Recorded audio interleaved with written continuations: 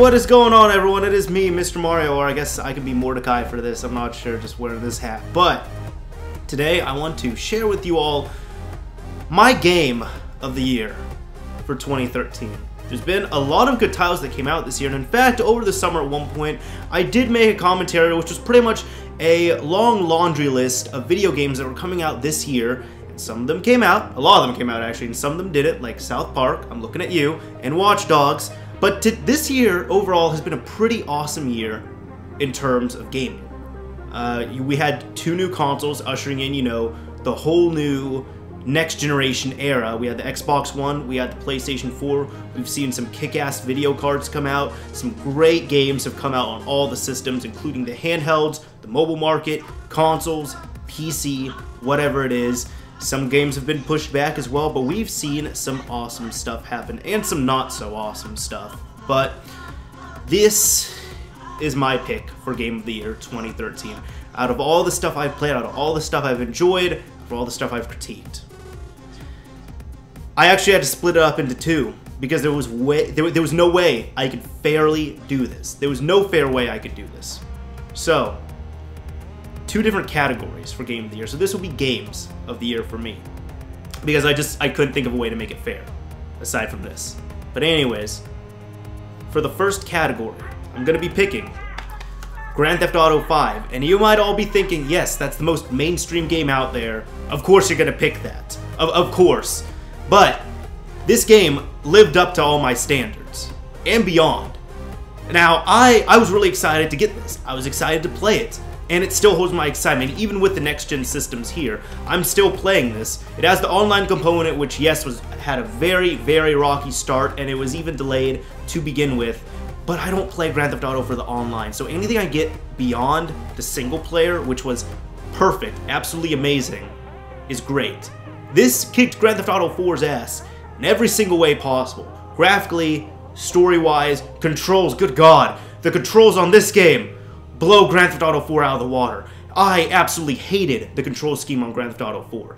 They've already released some free DLC for this. I can't wait to see some more episode-related DLC, because I want to come back to, not Liberty City, I want to come back to San Andreas here. I really do. But anyways, this game is absolutely stunning. And in terms of a technological feat as well, the way that they were able to run this as is on consoles, you know, from 2005, 2006, is absolutely mind-blowing. It's astounding.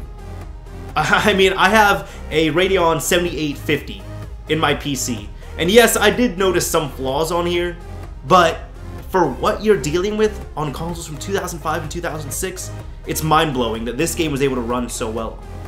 It's an absolute feat that I haven't seen, and we'll see what happens at the end of next generation.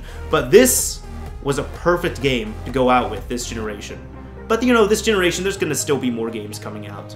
So plenty of titles coming out. Now, you might be asking yourself, what is the second game? What is the second category that Mario is talking about? Well, here's the thing. I picked Grand Theft Auto 5 because I do believe it deserves Game of the Year. But I was thinking, it is the most mainstream thing out there. It is a sequel as well. So honestly, a lot of people are going to gravitate to it. Grand Theft Auto 5 is that game where people who don't even play video games on a regular basis might go out and buy a system just to play that game. So it has the hardcore and the casual markets in mind, but it has that longevity of the Rockstar name, of the Grand Theft Auto name. But I played a different game. Another game as well this year that really struck a chord with me, that I really enjoyed, and I was absolutely mind blown by it. Now, yes, it is, I guess, more of an up-there title. It's not an indie title or anything. But it also got, I don't know, kind of swept under the rug a little bit, because it didn't get very good reviews. But I myself thought it was a perfect game. So for my second category, I already made a video on this, actually. But in case you can't figure it out, my second category is for my favorite original game. The best original game that I have played this year. And that has to go to Beyond Two Souls on the PlayStation 3. This actually shocked me. This is one of the games I had to dust off my PS3 to play, and ever since I finished it, actually, I haven't played my PS3 again, but I have thoroughly enjoyed this game. This game was astounding. When I wasn't playing it, I was thinking about playing it. I wanted to know what happened next. I got so emotionally wrapped up in the story. In case you didn't watch my video that I made about this game, I cried twice during it. And I'm not talking, like there's been games, yes, I've had, tears in my eyes or some where I got watery-eyed. No, I'm talking the first time, I was crying. Second time, there were tears on my controller, and I was bawling. I couldn't even talk properly. But this game, I've never showed that much emotion in a game before, aside from Rage. But absolutely mind-blowing.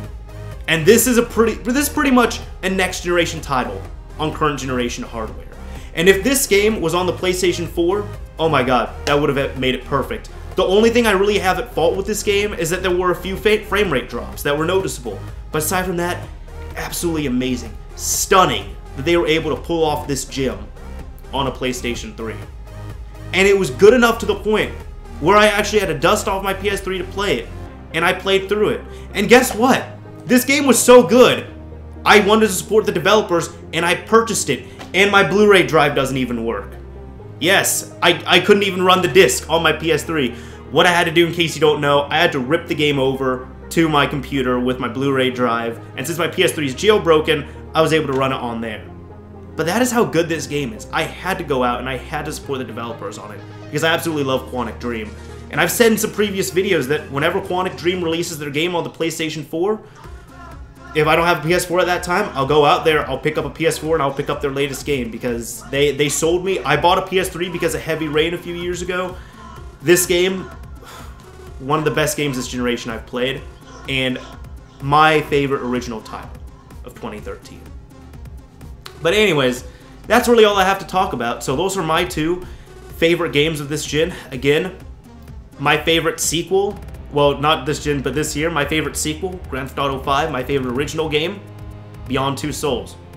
What games did you play this year that you really enjoyed? And you could even go into other things, like if there was a game that you played, I don't know, it came out a few years ago and you didn't get around to playing it this year, or even your favorite titles that have been released this year. Let me know. Anyways, this is Mr. Mario, signing off. Thank you for watching, everyone.